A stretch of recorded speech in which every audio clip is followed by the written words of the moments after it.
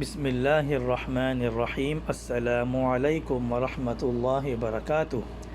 Daily فقی channel میں آپ کو خوش آمدید۔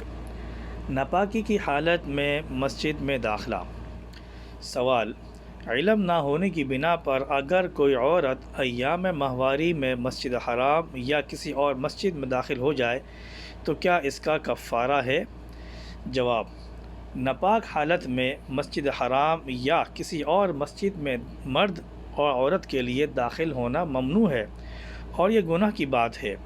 چنانچہ آپ صلی اللہ علیہ وسلم نے ارشاد فرمایا: میں مسجد کو حائضہ اور جنبی کے لیے حلال نہیں کرتا ہوں۔ اگر کسی سے یہ غلطی ہو گئی ہو تو وہ اللہ سے سچے دل سے معافی مانگے، اللہ تعالیٰ ہی گناہوں کو معاف کرنے والا ہے۔ نیز ہو سکے تو استطاعت کے مطابق کچھ صدقہ و خیرات کر دیں، کیونکہ نیکیاں برائیوں کو ختم کر دیتی ہیں۔ متعین طور پر اس غلطی کا کوئی کفارہ شریعت میں نہیں ہے۔